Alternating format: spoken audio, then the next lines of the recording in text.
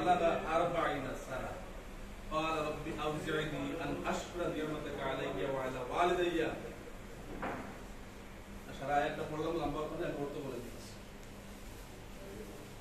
আল্লাহ তাআলা বলেন মানুষ যখন 33 বছরে পদার্পণ করে 33 বছর থেকে এরপরে যখন 40 বছরে পদার্পণ করে দুইটা কথা একটা হচ্ছে 33 পালাম্মা বালাগা আশুদ্ধা 33 বছরে যখন মানুষ পদার্পণ করে আর এরপরে মানুষ যখন 40 বছরে পদার্পণ করে তখন তার উপরে কয়েকটা দায়িত্ব আসে সেই দায়িত্বের মধ্যে একটা আল্লাহ শিখিয়ে দিয়েছেন একটা হলো যে আল্লাহ বলছেন সে যেন আল্লাহর কাছে বলে যে আয় আল্লাহ রব্বি আউজি'নি আন আশকুরা নি'মাতাকা আল্লাতী আলাইয়া ওয়া আলা ওয়ালিদাইয়া যে সে যেন চায় আল্লাহর কাছে বলে এটা যে আল্লাহ তুমি আমারে এবং আমার মাতা-পিতাকে যে নিয়ামত দিয়েছো সেইটা শুকরিয়া আদায় করার তৌফিক দান আমিন এই দোয়াটা যেন সে করে এটা আল্লাহ শিখিয়ে দিয়েছে আমি একটা কেন আপনাদের সামনে তুলে ধরলাম দেখেন আপনাদের বাড়ি ঘর আছে বউ বাচ্চা আছে মেজরিটি এমন হয়তো একটা সংখ্যা হবে যে বিয়ে শাদী করে নাই কিন্তু সব পালাইয়া রাখিয়া এখানে আবার একটা মাত্রই কারণ রুজি রোজগার করা কিন্তু এই রুজি রোজগারের পিছনে যদি আমরা আমাদের মূল দায়িত্বটা ভুলে যাই যিনি আমাদেরকে রুজি দিবেন রোজগার দিবেন বরকত দিবেন তাকে যদি আমরা সেই ক্ষেত্রে ভুলে যাই তাহলে আমাদের কোনো লাভ হবে না কিন্তু লাভ হবে না আমি আপনাদেরকে স্মরণ করে দিচ্ছি আপনাদের আমি এখানে আসলাম আশা করে দেখলাম যে আমাদের ভাইদের যে আমল আমাদের ভাইদের যে সহানুভূতি আমাদের ভাইদের যে আন্তরিকতা আমি বেশি না আরো একটা দেশ হয়তো সফর করার সুযোগ হয়েছি সৌদি আরবে একাধিকবার যাওয়ার সুযোগ হয়েছে সেখানেও কমিউনিটির সাথে দেখার সুযোগ হয়েছে তাদের সাথে উঠে বসা করার সুযোগ হয়েছে তাদের সাথে প্রোগ্রাম করার সুযোগ হয়েছে কিন্তু তাদের যে আন্তরিকতা পেয়েছি এটা কৃতজ্ঞতা আদায় করতেই হবে এবং কোনো কমতি নেই কিন্তু তুলনা করলে আমি দেখতে পাই যে যেন এইখানে কোনো তুলনা চলে কোনো তুলনা চলে কি ধরনের আন্তরিকতা কি ধরনের মেহমানদারি কি ধরনের ভালোবাসা এটা তো একমাত্র রব্বুল ইজ্জতেই জানো আর আমি জানি আসলেই আমি জানি যে আমার কাছে তো যেহেতু আমি অন্য দিক থেকেও ভালোবাসা পাওয়ার সুযোগ হয়েছে আপনাদের কাছ থেকেও ভালোবাসা এটা যে কি ধরনের আমি ধরনটা বলতে পারবো না আমি আশার পর থেকে শুধু পাইতেই আছি কিন্তু আমি কিন্তু দিয়ে দেখতে পারলাম শেষ টাইমে একটা আয়াত লেগে যাই আপনাদের সামনে সেটা হইলো যেটা বলছি যে আপনারা যারা 33 বছর হয়েছে অথবা 40 বছর হয়েছে দুইটা কথা আল্লাহ তাআলা এখানে বলছেন 33 বছরের কথা তুমি সংখ্যা বলি 33 এর কথা কেন বললেন সমগ্র মুফাসসিরিনরা একমত আশুদ্ধা বলতে এই জায়গাতে 33 কেন মানুষ বাড়ে জন্মের প্রতি বাড়তেই থাকে পয়লা হাত জন্মে এক হাত হয় দুই হাত হয় তিন হাত হয় কিন্তু একটা পর্যায়ে গেলে মানুষ আর কি হয় না আর বাড়ে না যদি প্রতিদিন বাড়তে থাকতো প্রতি বছর বাড়তে থাকতো তাহলে একটা মানুষ নারিকেল গাছের মতো লম্বা হতো একটা সময় তার বাড়ে না বাড়ার কারণ আল্লাহ যখন সে 33-এ পৌঁছে 33-এ পৌঁছার পরে মানুষের যত বর্ধিত দিক আছে তার আকল তার বিবেক তার হাত তার পাও তার সব এখানে এসে স্টপ হয়ে যায় 33-এর পরে আর বাড়ে না এখানে তোমার সবকিছু পুরা হয়ে যায় সেইটা হলো 33 এখন যখন বিবেক আকল দৈহিক শক্তি সবকিছু যখন পরিপূর্ণ হয়ে যায় একটা জিনিস বাকি থাকে আকলের পরিপক্কতা বাকি থাকে আকলটা পূর্ণ হয় কিন্তু পরিপক্কতা বাকি থাকে সেই বাকি তাকে যেটা এটা পরিপূর্ণ হয় 40 বছর এখানে 40 বছর আগে আল্লাহ তাআলা কোনো মানুষকে নবুয়তি দান করেন না কোনো নবীকে নবুয়তি দান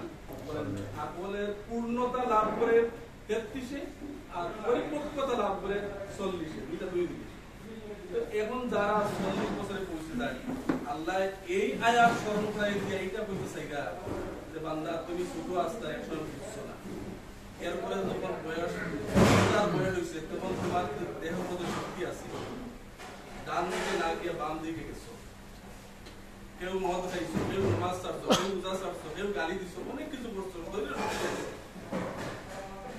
বুঝছো না শয়তানে তোমার অন্যদিকে পাও বাড়াই দিচ্ছে সুযোগ আছিল যে আল্লাহ আমি তো বুঝছি না আমি এটা বলছি কিন্তু তোমার যখন আকল পুরা হয়ে গেল তোমার যখন বিবেকটা পুরা হয়ে গেল তখন তো আর বিপদে হওয়ার সুযোগ নাই যে আল্লাহ আমি তো আর বুঝছি না, কারণ আসলে তোমার এটা বুঝাই দিলেই তো এটা গ্রহণ করে আমার রাইট। এই কারণে আল্লাহ তাআলা বলে 40 বছর হয়ে গেলে আর মানুষ যে আমি বুঝছি না এই কথা করার কোনো সুযোগ থাকে না। যেহেতু সুযোগ থাকে না, যার কারণে আল্লাহ শিখাই দিলা যে এখন তোমার আপন পরিপূর্ণ হয়ে গেছে, বয়স পরিপূর্ণ হয়ে গেছে, বয়স না দৈহিক পরিপূর্ণতা লাভ করছে, যার কারণে তুমি কয়েকটা দোয়া করো, কয়েকটা দোয়া করো।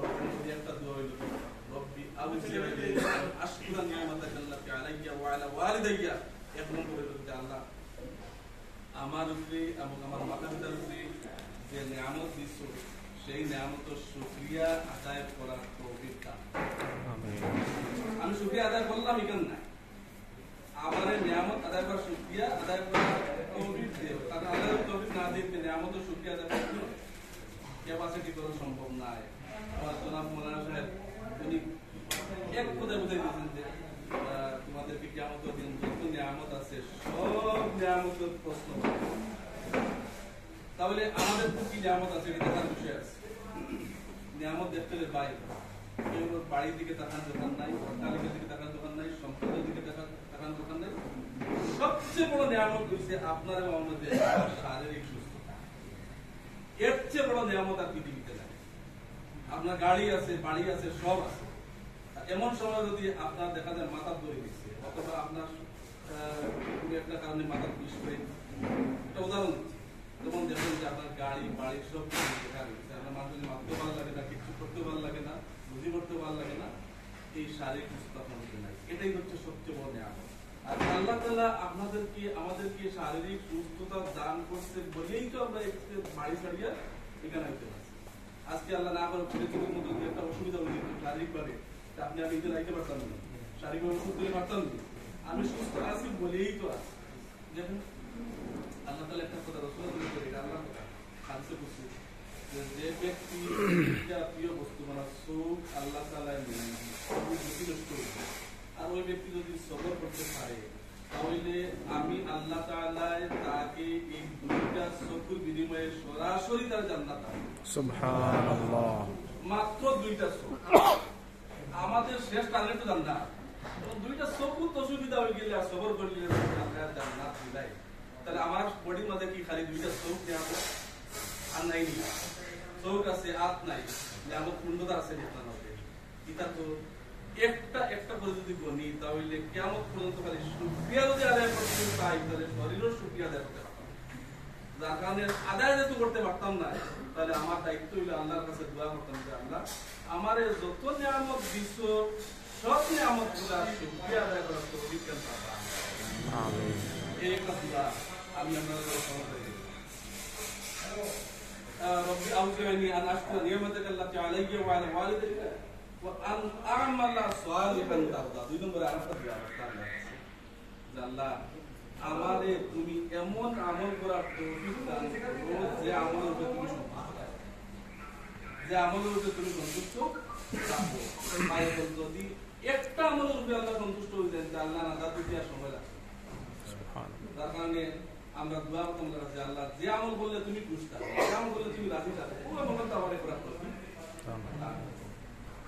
আর আমি শেষের দিকে যাচ্ছি, আরেকটা দোয়া করতাম যে দোয়াটা সবচেয়ে বেশি বেশি বেশি বেশি প্রয়োজন আসলে ওটা আমরা সবচেয়ে বেশি। আজকে দেখেন আপনার গাড়ি আছে, বাড়ি আছে, এখানে প্রচুর মেকামের মালিক আছে, আর বাড়ির যদি আমার বাচ্চা নষ্ট হয়ে যায় তাহলে আপনি মনে করেন তো দেখি আপনার প্রচুর সুখে আছে, গাড়ি বাড়ির কোনো দাম আছে? কোনো দাম নাই। আপনার সবচেয়ে বড় সম্পদ, আমার সবচেয়ে বড় সম্পদ হলো আমার বাচ্চাটা মানুষ। আমরা করি কি তার নিজের দায়িত্বটা ভুলি দিয়া ওখান থেকে শুধু রুজি করি আর বাড়ির চাপ দিই যে সব রাখো না, সার রাখো আর শুধু পড়াও, একের পরে পড়াইতে থাকো। কিন্তু এর ভিতরে আমার একটা দায়িত্ব আছে, আল্লাহ শিখেছে এটা ভাবলে এটা ভাবলে আল্লাহ আসলে তুমি দোয়া করো আমার কাছে আল্লাহ আমার বাচ্চাই কোনটা মুরগি আমার বাচ্চা আমার সন্তান সন্তান যেগুলো আছে ওগুলো সবসময় হেদায়েত হয়ে যাবে, ইসলাম হয়ে যাবে। এই দোয়াটা সবসময় ওখান যদি করতে থাকুন তাহলে আপনার দোয়ার বিনিময়ে আর চেষ্টার বিনিময়ে আল্লাহ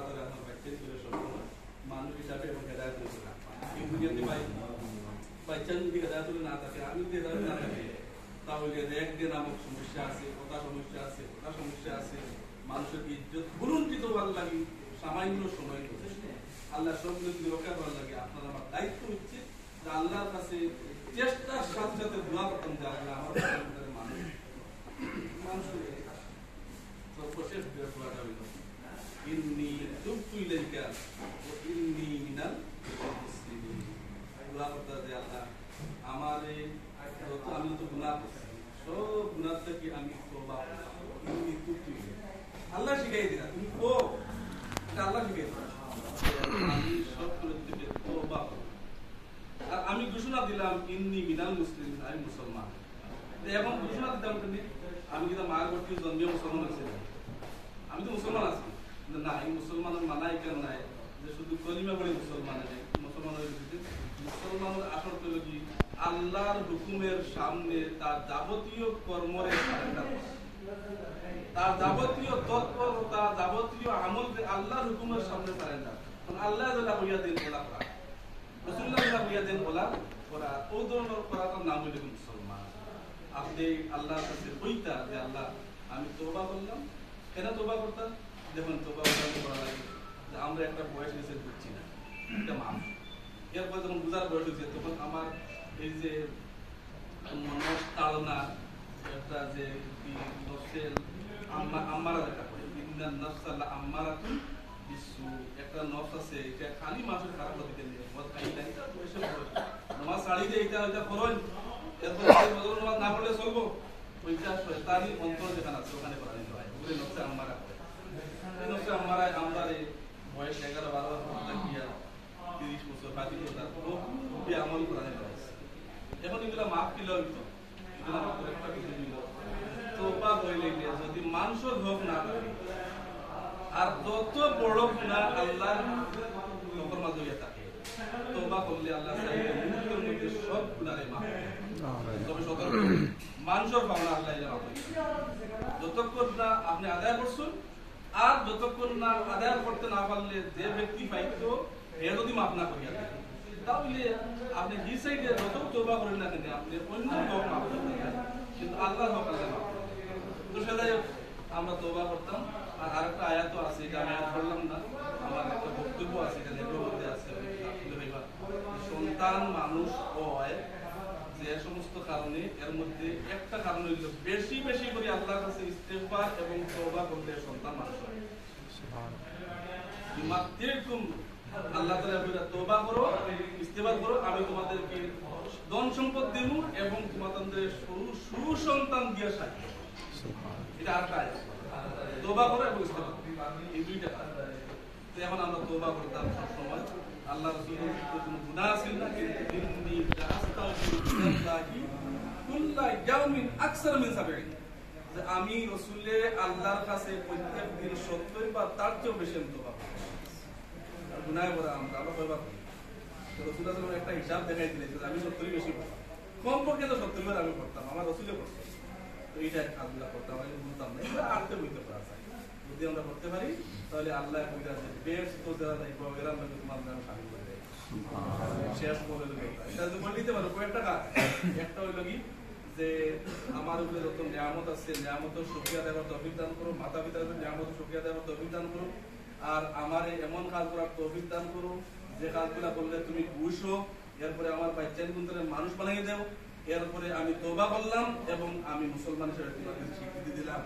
এই কাজগুলো এখন উলাইকা ভাইয়ার পরে কইয়া দেওয়া হয়েছে, উপর এত বলে কইছে আমি এরারে বেহেশতের অধিবাসী যারা এদের সাথে তাদেরকে সম্পৃক্ত করে দিলেন। সুবহানাল্লাহ। আমার উদার তো আমারই। আল্লাহ তাআলা আমার কথা এখানেই শেষ। আমি কোনো বদলা দিতে পারতাম না, আমি কোনো সাজা দিতে পারতাম না। আপনারা আমার যে সম্মান দেখাইছেন, যে মর্যাদা দেখাইছেন, আল্লাহ তাআলা যেন দুনিয়াতে আপনাদেরকে এবং আপনাদেরই সন্তান দিয়ে যেন এইভাবে বা তার চেয়ে বেশি সম্মানিত করে মর্যাদা আমিন, এবং আখিরাতে যেন আপনাদেরকে আমাদেরকে যেন আল্লাহ তাআলা নাজাত খানতা দান করেন আমিন। এর চেয়ে বেশি আমার তো কিছু করার নাই। আমি দোয়া করুন, আর আমার তো দোয়া অভ্যাস দেখাও উচিত এবং মাঝে মাঝে করিব ইনশাআল্লাহ, সবাই যেন দোয়া করি। আর এখন তো আজকে আর দোয়া দায়িত্বটা যেন একটু বেশি করে দিয়েছেন। আল্লাহ কবুলের মালিক, আমিন। আল্লাহ কবুলের মালিক। তো আমি ইনশাআল্লাহ বলতাম না আপনারা, আমিন। এইটুকু বলতাম না, না বলার কথা মানুষ হিসাবে আমারও দোয়া করবা, আমার উপরে যে সমস্ত দায় দায়িত্ব আছে সেই দায়িত্বগুলো যেন আমি সঠিকভাবে আদায় করতে পারি। আমিন। আমি এখানে আসছি, এটা তো একটা প্রাচীন মাদ্রাসা, এখানে কোনো প্রতিষ্ঠান সিলেটের মধ্যে ছিল না, বাংলাদেশের মধ্যে কোথায় পাওয়া যায় না, তার মধ্যে ওখানকার আয় করে। এটা একটা প্রাচীন মাদ্রাসার দায়িত্ব আমার উপরে দেওয়া হয়েছে এবং এটা নিয়ে আমি আছি। আল্লাহ তাআলা যেন সঠিকভাবে এই দায়িত্বগুলো আদায় করার তৌফিক দান করে। আমিন। আর আমারও দোয়া করবা, আমিও দোয়া করি আল্লাহ তাআলা আপনারা আমাদের আজকে যেভাবে এই জায়গাতে বইয়া আছি, কালকে বেস্টের মধ্যে প্রত্যেক সপ্তাহে যে বাজারটা হবে সেই বাজারে আল্লাহকে দেখার যে বাজার হবে সেই বাজারে আল্লাহ তাআলা আমাদেরকে এক মধ্যে সবাইকে শারিক করে দেয়। আমিন আমিন। ওয়া আখিরু দাওয়ানা আলহামদুলিল্লাহি রাব্বিল আলামিন ওয়া সাল্লাল্লাহু আলা সাইয়্যিদিনা মাওলানা মুহাম্মদ ওয়া আলা আলিহি ওয়া সাহবিহি ওয়া সাল্লাম। আমিন ইয়া রাব্বাল আলামিন।